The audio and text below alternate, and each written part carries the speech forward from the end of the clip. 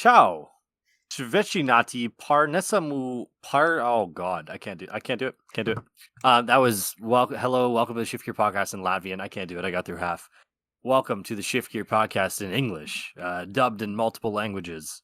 Maybe if YouTube likes us enough to close caption us. Welcome to the first annual Shiftgear podcast Player Season Awards for the year 2023-2024. As you can see, we are standing on business. We got our suits on. We're ready to present an award show in only a way the Shiftgear podcast can. And it will be quite grief. There will be some Toronto slang. There'll be some real awards and some pretty jokes awards. So, Kieran, how you feeling, bro? I'm feeling great. And, I pulled out the pocket square, just for this. You folded a pocket square for this? Bro, this is serious business, man. This is an award show. Word. We're recognizing people for their year of work.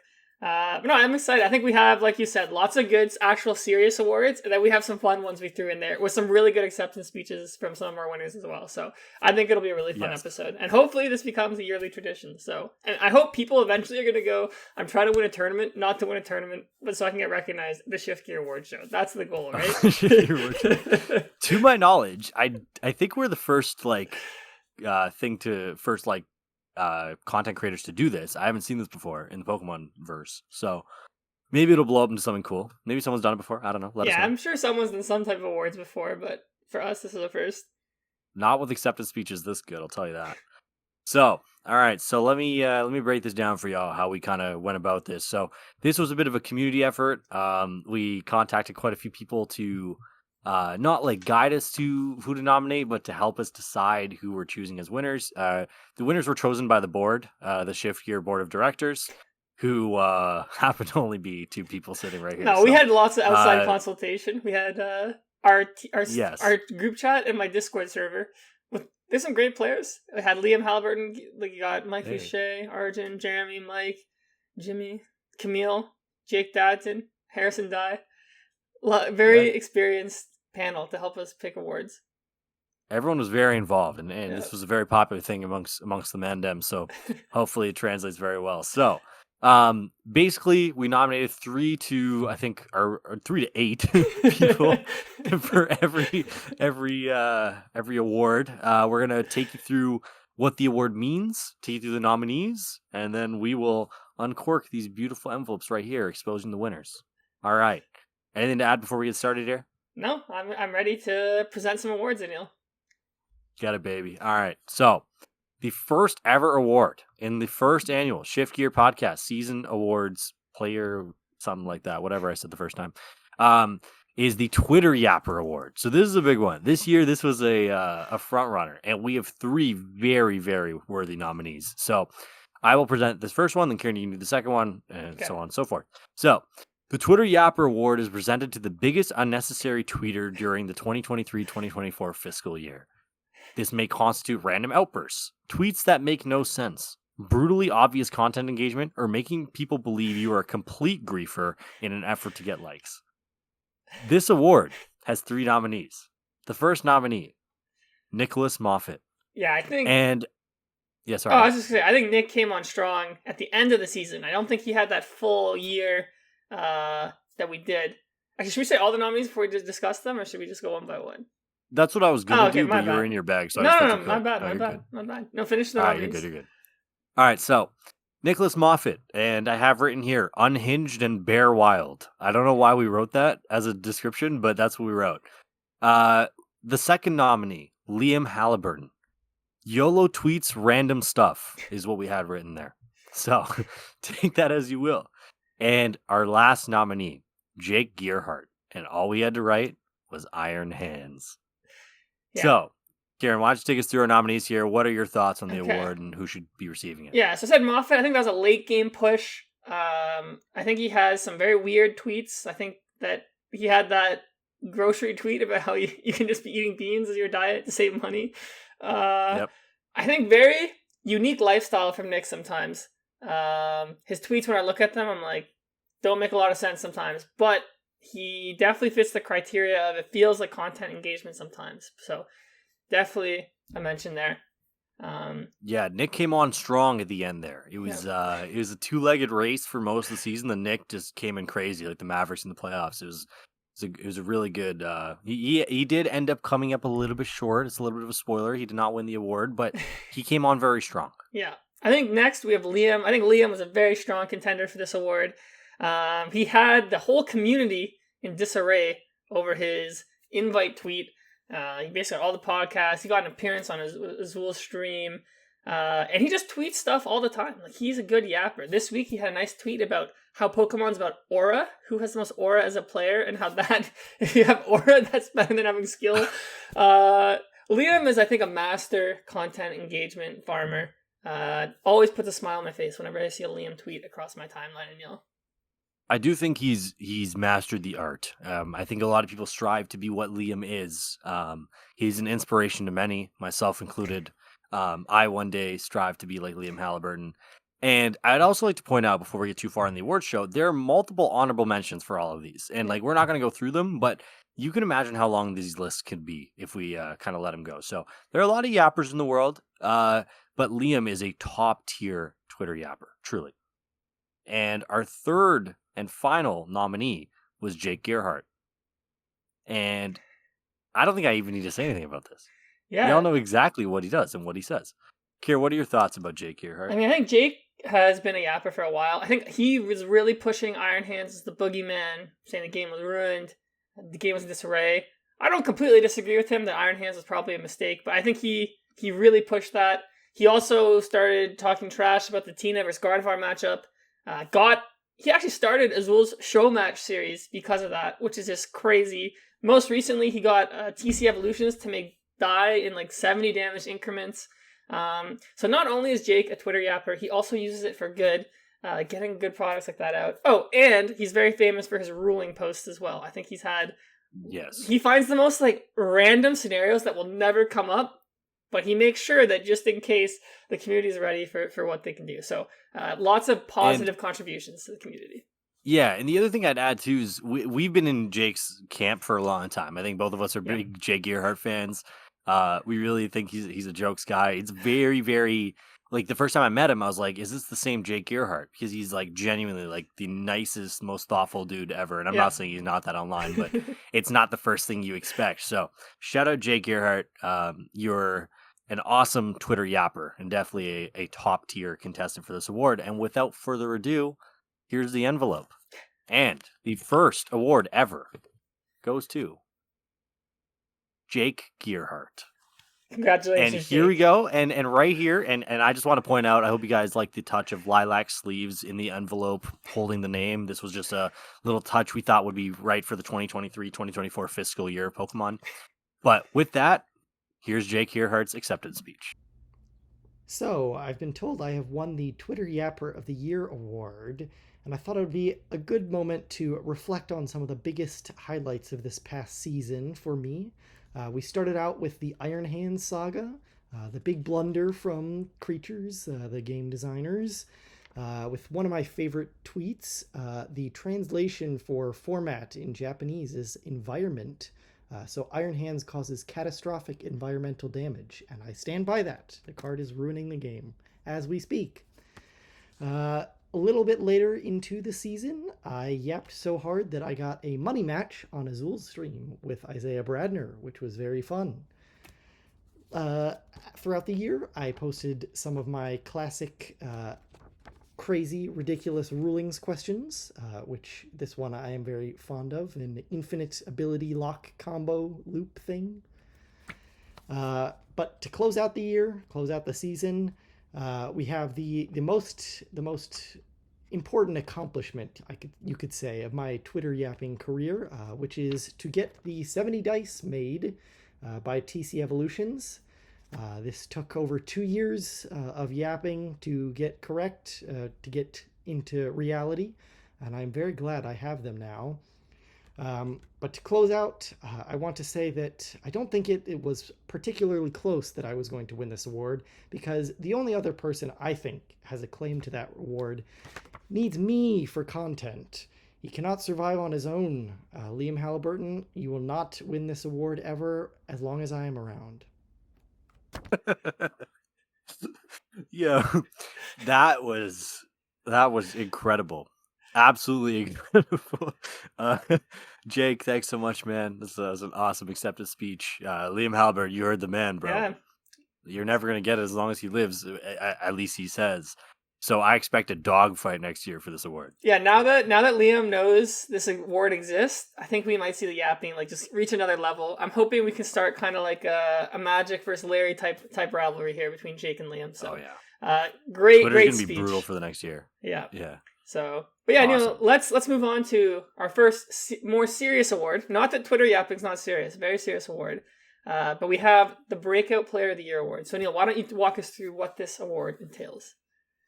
For sure. The Breakout Player of the Year award is presented to the player during the 2023-2024 year that seemingly came out of absolutely nowhere and dominated major tournaments.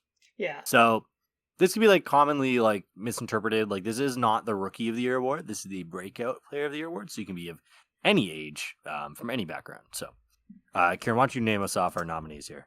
Yeah, our first nominee is we have Yuho. Fantastic season for Yuho. He started it off by winning our first LAIC with Miraidon, taking out Shiftgear's very own Kieran Farah along the way. But then he also followed up by getting a top 8 at the European International Championships. So I just think 2 international top cuts in a season is madly impressive. He also has a top 8 at the Stockholm Regional Championship. So just lots of top cuts for Yuho. He has had finishes in the past. He got top 4 at Bochum the previous season, lots of top 32s, 16s, but I think this was really the year where Yuho's kind of taking that next step to becoming like an elite player, I guess, in the eyes of many in the community. Our next nominee, this is another player who has had great finishes in the past. He, I think, was a very strong player in the senior division, but I think this was him saying, I'm ready, I'm here in the Masters division. We have Toronto's very own Lucas Zing, most recently the Los Angeles regional champion. But not only did he do well at LA, he got top 4 at the Vancouver regional championships. And I think I'm just looking at his Limitless page here. He's finished in the top 32 or better at a regional this season 7 times, which is madly impressive. And he is the first person to make top cut with Chen Pao. So special shout out for making Canadian Pao a thing. All right, our next nominee. I think this player really dominated the early parts of the season with a deck that a lot of people did not think was super strong. We have Jesse Parker. So Jesse Parker is famous for playing Miraidon. He started off the season by getting second place at the Pittsburgh Regional Championship, following that up with another top 8 at Peoria. And he has 2 more top 32s on the season with Roy Moon Dialga. So I just think a super strong season from Jesse. Really put his stamp on the circuit and really established himself as one of the top Miraidon players. Then our final nominee of the year, we have Dan Hugar, former guest of the Shiftgear podcast. Dan is a Giratina enjoyer to the max. I think he really went on a really great run with the deck. He started off with top 32 in Pittsburgh. He had a couple more top 64s after that, and then got a top 8 at the San Antonio Regional Championship, and then another top 16 the week after. So he just went on a crazy run with Giratina. He kind of relaxed afterwards once he got his invite because he's busy with family stuff. But I just think that type of stretch with a deck as difficult and takes as much skill to pilot as Giratina was really impressive. So those are our nominees for the award, Anil. Any thoughts on any of these players? Yeah, there's a lot of great nominees here. I think you can give this as a toss-up to any one of these 4 people. I think they've all done incredible things throughout the year.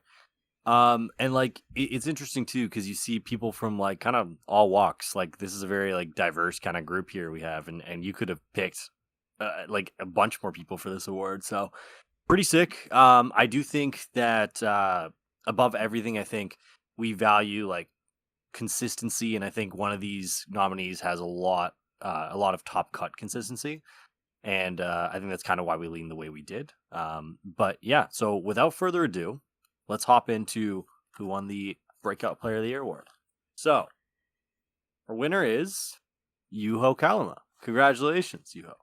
And unfortunately, Yuho was not able to be reached for comment. So, instead of that, I you know what? No, I'm gonna save this for later. I'm not even gonna pretend to be him. No. I thought you were gonna pull out some finish, Anil. Like I thought you had that ready for me. Yo, I've done finish on the pod before. I know, that's why I thought you were gonna pull it out. Yeah.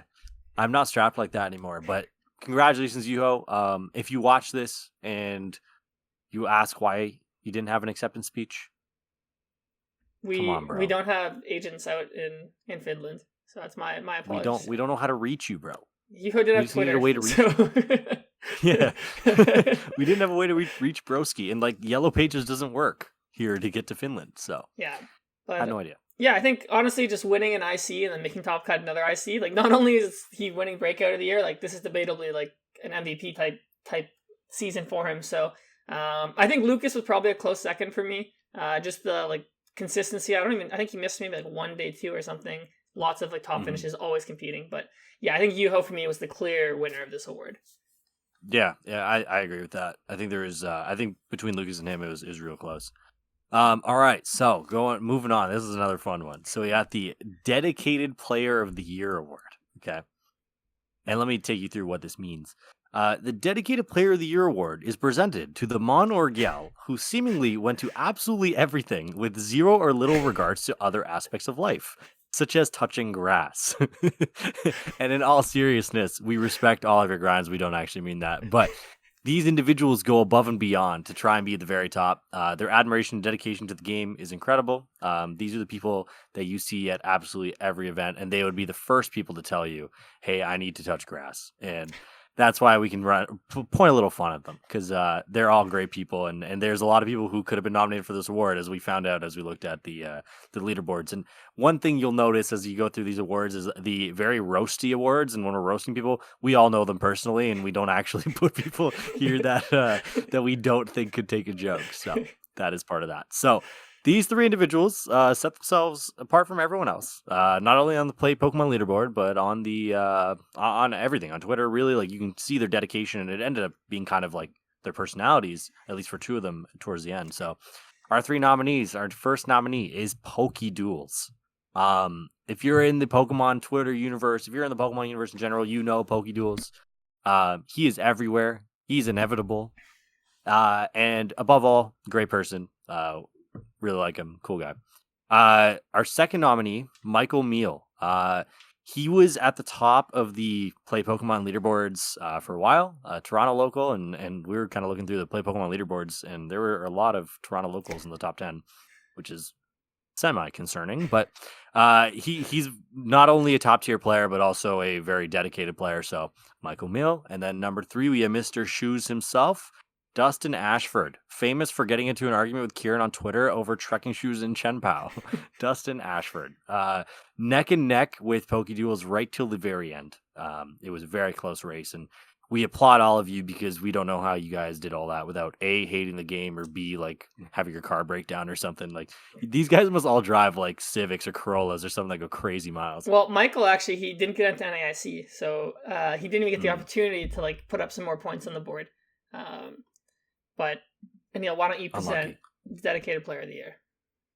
Yes, it is my honor to present the Dedicated Player of the Year award to Mr. Pokéduels. Congratulations, Pokéduels. You are the most dedicated player in Pokemon in the world. I think that's proven both statistically and qualitatively.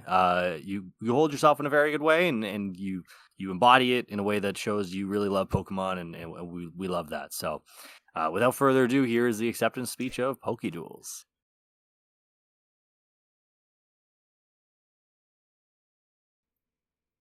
And thank you, Pokéduels. I'm going to be completely honest. I have no idea what Broski said, and neither does Kieran, because we were a bit late sending these messages out, and we had to record the Shiftgear, so that one's getting edited in after. So I'm sure it's fire. I'm sure Yes. Pokéduels did a great job.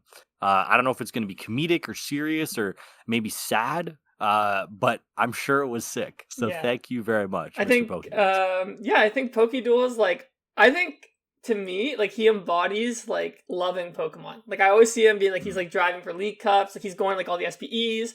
Like, I think he went to like South Africa for one. He goes every regionals. I think he's just like so positive, like in the community. I don't think I've ever seen the community be more happy for someone to get their Worlds invite than when Pokéduels got it. Like, I was like, I'm like, that was hype. I'm like, he like honestly deserves it. So that was awesome. I think him and Dustin had a great battle. I think Dustin thought that he could compete, but I think just Pokéduels was just on another level, pulled away. So sorry, Dustin, but Pokéduels. Shout out Pokéduels, shout out Dustin, shout out Michael Meal. You all deserve to be there. I'm curious to see if there is a drop off because I doubt that level of dedication is sustainable. So I'm curious to see if they go at it again next year and are kind of neck and neck there. Or maybe we have some new suitors for the 2024-2025 season. We will see. Yeah. Move on. We have the Rookie of the Year award. Kieran, why don't you present our nominees?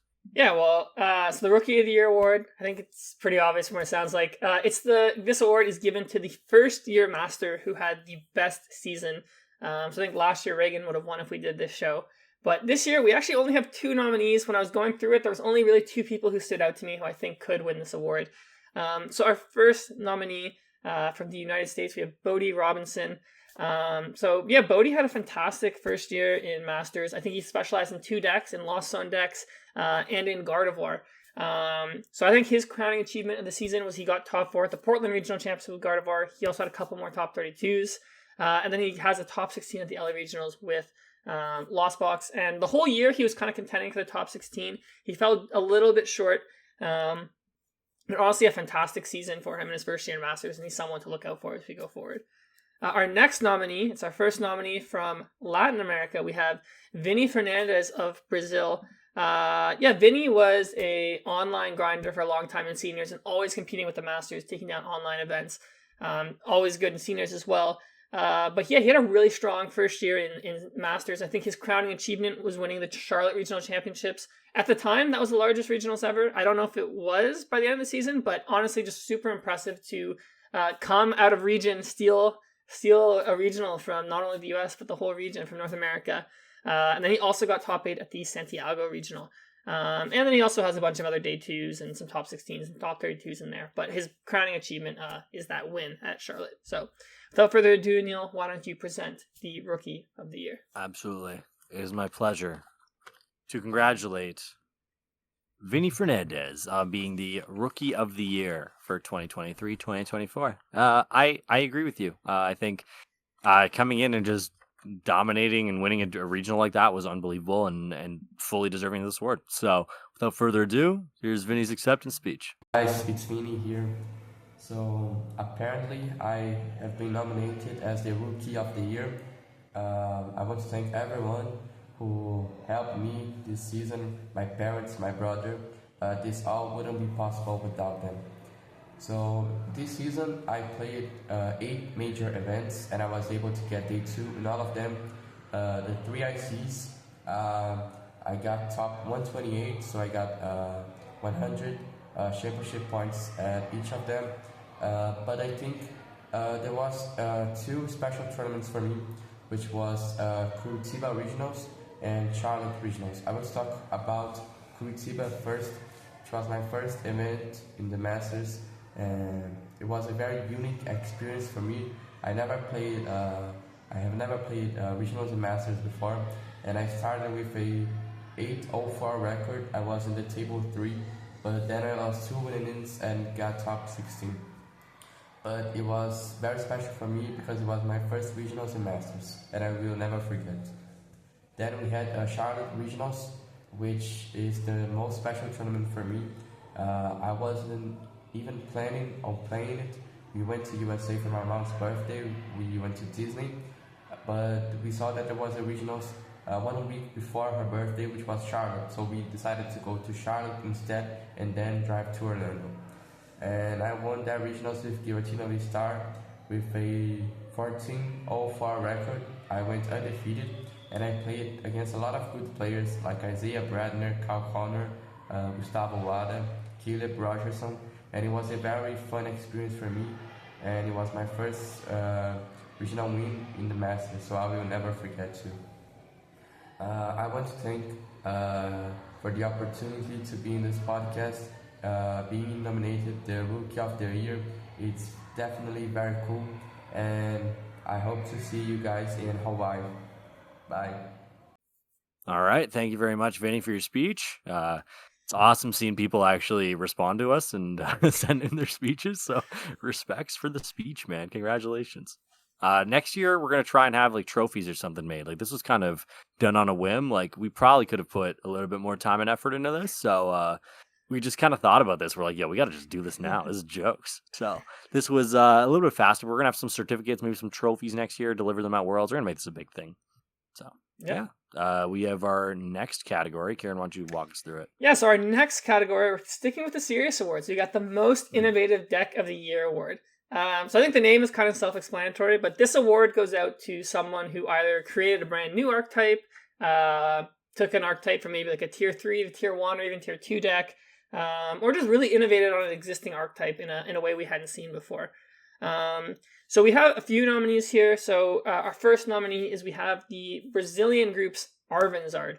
So I think in our early Obsidian Flame format, Charizard was kind of thought of as like a bad deck. Like no one thought it was good. But the Brazilians really innovated by playing with Pidgeot and Rotom V. And I think, honestly, even up till now, like that's been the way we've played the deck. And I think as well, like we've seen that other decks have kind of taken that engine as well. So to me, that was just really innovative, like basically like taking a deck that everyone thought was bad and honestly thrusting into tier 1 by the end of that format. It was becoming the most popular deck. Our next nominee, we have Alessandro Camisoli and his Pidgeot control deck. I think Pidgeot control became one of the strongest decks in its like format. I guess that what's this? I forget the set that came out, the one before this one. But wait, what was it? Paradox Rift? Was it? Yeah, Paradox Rift. Yeah, so I think Pidgeot control became really strong. I think Alessandro has like super innovative ideas, stuff like playing Noivern in the deck. So I just thought it was an awesome deck, and I think Pidgeot kind of really became like a contender in our format. You always had to be aware of that. Next up, we have Andrew Hedrick with Dialga V-Star. I think Dialga was always kind of seen as more like a meme deck, but Andrew really took that deck, and he won a big regionals. He put that deck on the map, I think. I don't think the deck had as much staying power as we thought it was going to have, but I think that's the deck that really came out of nowhere and really performed. And then our last nominee, we have Tord Reklev with his Charizard control deck. That was one of the craziest concoctions I've ever seen a player play at a tournament. And if it was anyone but Tord, I don't think they could have made top 8 at that tournament. It was what tournament? Was it the Stockholm Regional? I don't even remember. Yeah, it was some tournament. This guy was just going crazy. It was a special event, Utrecht, I think. Is that what I'm looking at? Sure, whatever it was. Whatever it was. Yeah, it was just crazy. There was like Rapid Strike Urshifu in there. There was Medicham in there. There was Radiant Charizard in there. There was Skwovet. There was Mew, Mawile. This legitimately like embodies the like bind or drop mentality. So those are our nominees, Neil. So why don't you go ahead and present the most innovative Deck of the Year award? There we go. The most innovative deck of the year is Arvinzard from the Brazilians. So congratulations to the Brazilians. We once again did not reach out to Brazilian Yellow Pages. The long distance call fee was a little bit too high for the Shiftgear podcast, which is not monetized for the record. And if we were, we would have gotten demonetized last week because we played Wagwan Delilah at the start of the episode, and that would have been a licensing issue. So, shout out the Brazilian group with Arvinzard. As Kieran said, really innovative at the time, really like opened up Zard to be what it was, and we kind of saw how it took over. So, it all stemmed from that. So, shout out to them. Also, I kind of misspoke. They weren't the ones who played Rotom, they're the ones who played Luminion and Forest and Entei. But like, still the idea of the Forest Seal Stone package. And I think, Arvin was like people were like, oh, this card's not that good, it's kind of slow. Just finding a way to break it and give the deck more consistency. And they even played Mawile in the deck back at the time, which was super cool, little deck. So, good job to the Brazilian group. I think a lot of that group's like William Azevedo, Pertuzzi, like they've played Charizard the whole year. Like I have Williams Limitless open right now. And like, he won the Curitiba Regional, top 4 at EUIC, a bunch more top 16s at the regional. So really strong season from that group specifically. Yeah. So, all right, here we're gonna walk into my favorite award this year. This was my very first idea when we had this award show idea thing. Kieran and I thought about this immediately. We have the Griefer Award. So, what is the Griefer Award, you may ask? The Griefer Award is presented to the biggest general pain in the ass and disservicer to the community. The Griefer Award may include, but is not limited to, sussing the flex on tournament trips, which is Toronto slang for basically just like ruining the trip. Being generally unserious with plans, so it's pretty self-explanatory, not serious. Taking hella long to prize check, this is an important one.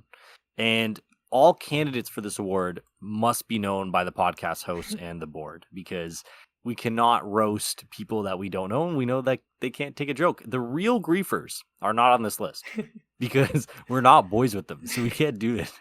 But there are real griefers, and they're not on this list. So, the nominees for the illustrious Griefer Award. Number 1, Simon Long, General Griefer of Plans. Made Kieran, Chris, and Marvin late for Orlando Day 2 by not knowing how to use a GPS. So Simon's been a member of the community for a long time. His griefer status has just been brought into light as of recent years, as he kind of came back into the community. And yeah, all the Toronto mans know Simon is a griefer. All right. Number 2, we got our dog, Alan Zoo. And it's funny because Alan's not actually a griefer. He just takes hella long with his prize checking. So Alan Zoo is on the griefer list due to long deck searches and a general griefer of gameplay, referring mostly to prize checking. Mind you, I will say, in defense of Alan, anytime you play him, if you're like his boy or whatever, he'll say like straight up, like, "Yo, look, bro, like let's just let's check prizes or whatever.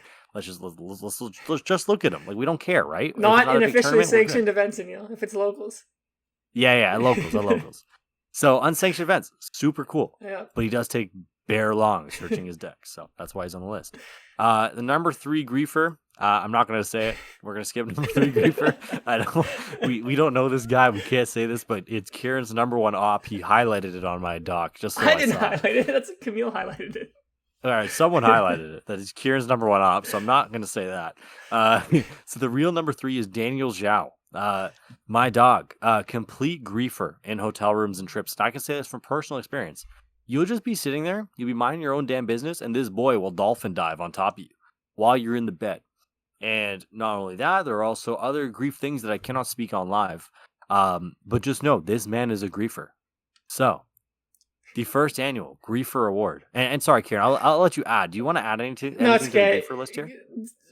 I was just saying, this is a very Toronto-focused award for our Canadians. Because we don't know other people. But well after you present the winner, Neil, I'll have a good story for the listeners. So fantastic. Okay, the Griefer Award goes to Simon Long. Congratulations, Simon. This is a very illustrious award. I know you're really gassed to receive it. So let's hear your acceptance speech. Thank you, Anio and Kieran, for presenting me with Griefer Mans of the Year. I'm honored to be presented this award, but I know it's an individual award, but I couldn't have done it without a team behind the scenes. So got to give a special shout out to everybody who helped contribute to this. So special shout outs to Marvin for needing to hit his hourly quota of coffee. Special shout outs to you, Kieran, for not believing in GPS technology. And of course, special shout outs to our glorious leader, S triple plus tier Robert Simpson. I couldn't do it without any of you guys, and hopefully we carry this momentum into the World Championships this year in Hawaii. Thank you, Simon. Oh man. Yeah, so I think the reason that we decided to award Simon, I mainly decided to award Simon this award is, so day 2 of Orlando. I normally like getting to venues early, just so I can get ready, mentally prepare. But we left our hotel later than I would like, which was all right. We were still on pace. And Simon was adamant that he knew where the convention center was. So he did say I didn't use the GPS, but it's only because, Simon, you said that you were sure where to go. And Simon drove us to the wrong convention center. So then we were late for day 2. And then I got to win my match 2-0, because if it goes to time, you lose and you're late. And my match went to time. So not only did I get griefed, Chris Venier got griefed, but Marvin overcame the odds. He beat a Snorlax 2-0 with Chen Pao, even with a late penalty. So some people could get around the grief. But Simon, you are an inaugural griefer of the year. Yeah, what was crazy too is like in his acceptance speech, bro just got faded too for the acceptance speech. I saw the sides. It was a nice like one fade. This boy was serious about his griefer award, and like he had the whole thing going. Simon, you were looking like a bad man, bro.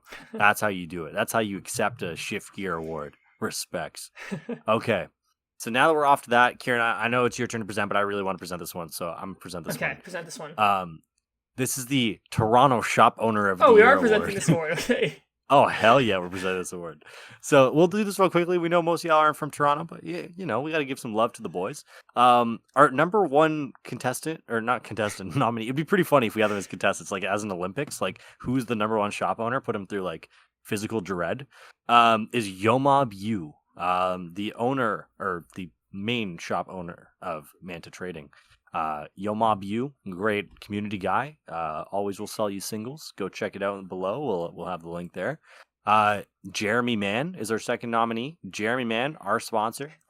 That's our dog. Everything. If you've ever received items from the Shiftgear podcast, it is because of that man, Jeremy Mann. Awesome guy, great shop owner. Also in the comments, Banana Games, go check it out. And number 3 is Yudong Jiang, owner of Konzan. Great guy. Always sends me their league cups ahead of time, so I can get in. Their cap's only like 103, so I don't have that much time. In Toronto, that fills up pretty fast. So shout out Yudong Jiang. And I have nothing else to add because these are just stores, and I just wanted to shout out the boys. So Okay. the Toronto Shop Owner of the Year award is Jeremy Mann. And no, we were not paid to say that. We may be sponsored by him, but we believe it. We believe all of our nominees are excellent shop owners, and we really appreciate all the work you do for us and for the community. So shout out all 3 of you, and there are obviously others that we have left out. I think Jeremy just did a great job of fostering a community at like his store, like in a fast time. Like his locals are packed every week. Customer service like goes above and beyond. So good job, Jeremy. Congratulations on winning the award. You'll have to we'll give you a plaque or something you put up in the store. That'd be pretty good. Okay, and staying on some more fun awards, we have the Shiftgear #1 Fan Award.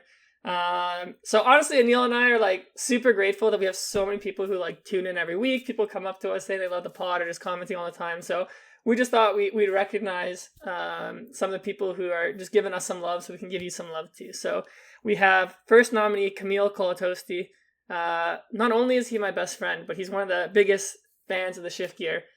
He's waiting for his day to become a guest, but Camille, you gotta earn the guest spot. We don't just do nepotism on the Shiftgear. So your next big finish, you can come on the pod. Next up, we have Charles Bredgerton. Charles is always one of the first to comment on our podcast, so shout out Charles. Next up, we have Mo Itis. Mo is just a homie. He blessed us, Anil. I still have to see you in person. He blessed you with his book, the 4 Swear Words book for you. Just a cool guy. We love Mo.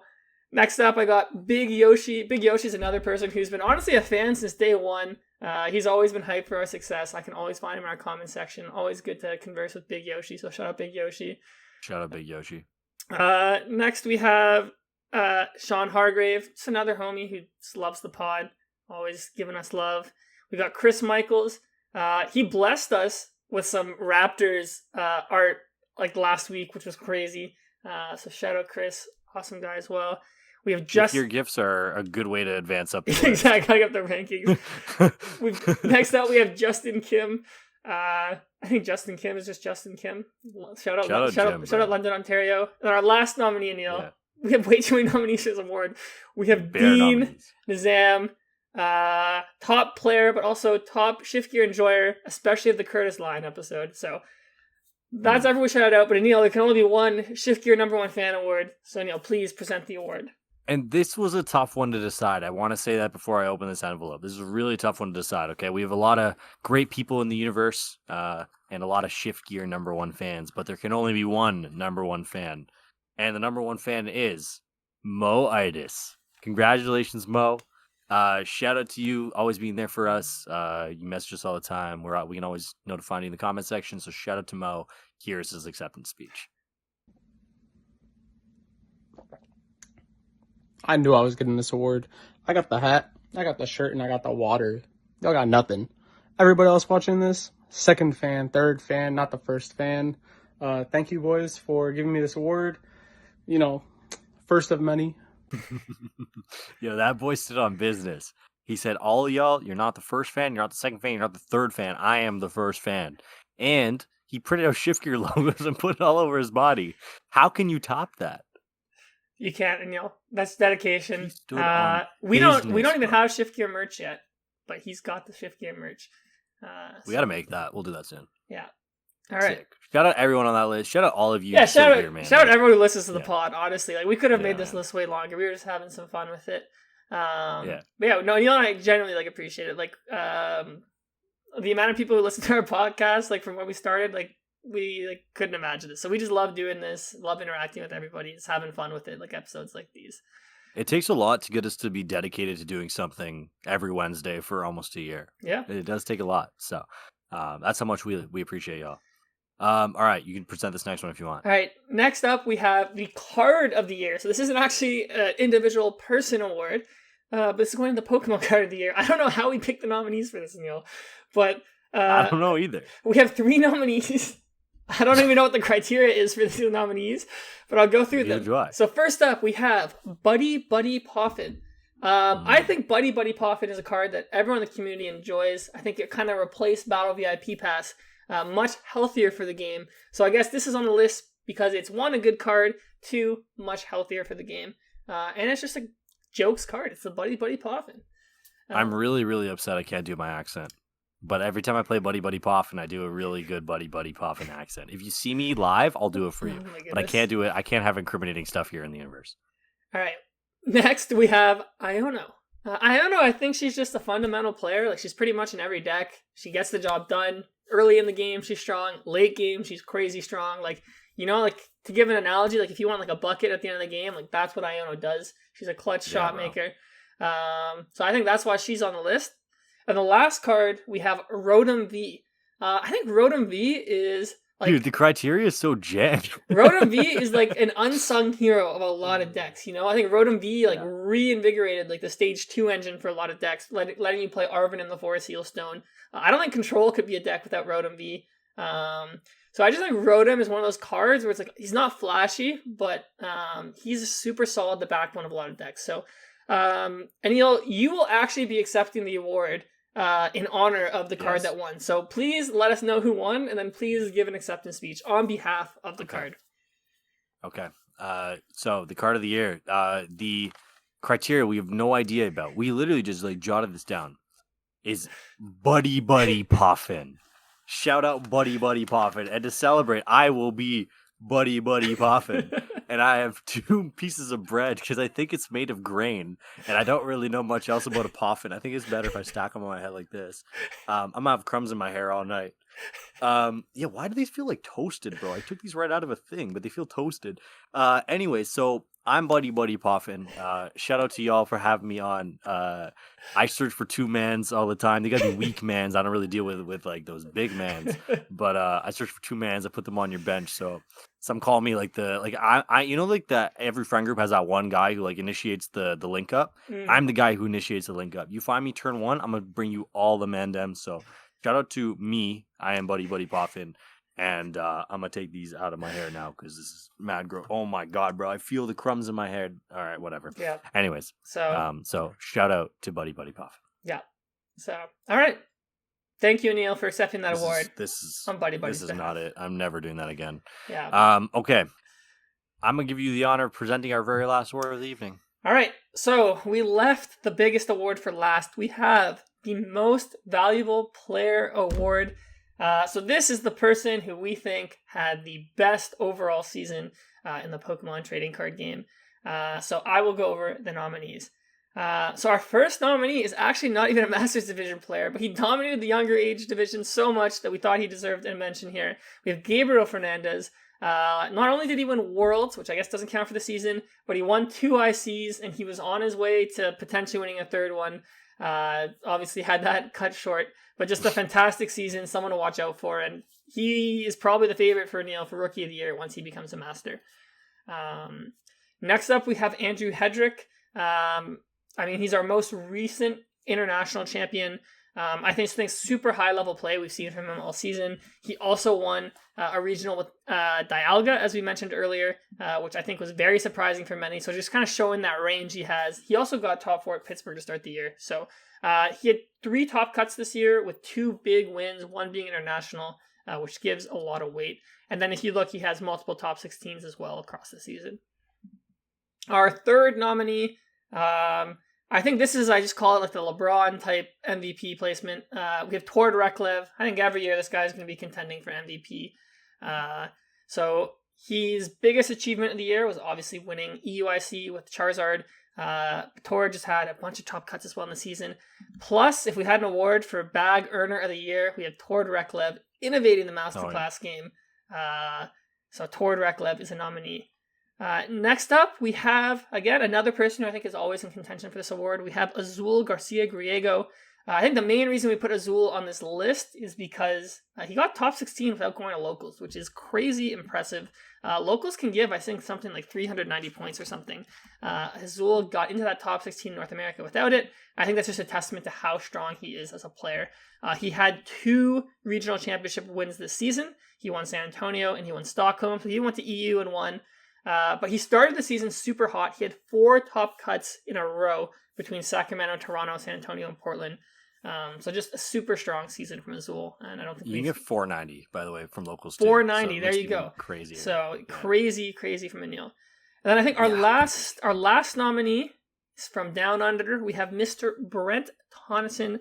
I think Brent is just a fantastic player, and I think we wrote here earnings check. This guy made $41,000 in prize money this year.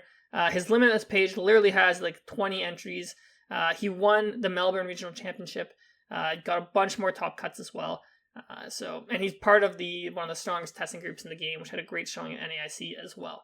So lots of strong contenders for the most valuable player, Anil. But there can only be one. So Anil, who is the inaugural Shiftgear most valuable player? Brent Tonneson is such a bag earner that he doesn't need this. This award that provides a lot of monetary value is not what he needs. So what I'll tell you is, the winner of the Most Valuable Player Award and the most prestigious award on the Shiftgear Podcast's first annual Player Award ceremony is Andrew Hedrick. Unfortunately, Andrew Hedrick was not available for comment, so we got a guy who looks just like him to do it. Here we go. Yo, the Shiftgear Podcast is kind of blessed, fam. Yo, respect, bro. This guy's a real one. Look at this. That's crazy. Well, I hope y'all like that one. That was a guy who looked just like Andrew talking about exactly what we were just giving him. So I hope you guys really enjoyed that one. So that actually brings our award show to an end today. We thank you all for being here. At some point in the near future, we'd like to rent out a banquet hall where you can all show up in suits and we can give you these awards in person. The first thing I think we need to change is I think our logo is copyright material, so we will change that. And then we're going to run a real Shiftgear awards ceremony. So if you stuck around to the end, thank you. Let us know what you think about the awards. Let us know who should have won the awards. Let us know what we can change. I think being less biased would be a first good step there. Let us know what other awards we should give out as well. And yeah, let us know our snubs. Let us know if you guys had fun with this, if we should do this again next year. But I think Anil and I had fun recording this, so hopefully you guys also had a fun time. Come along. Yeah, definitely. I think the most fun I've had recording a video yet. So this has been awesome. Thank you all for being here. Thanks, Kieran, for helping out, obviously, with this. And we have about 13 hours to get this edited and uploaded to YouTube. So we will start working on that. All right. Thank you, everybody. See you later. Peace.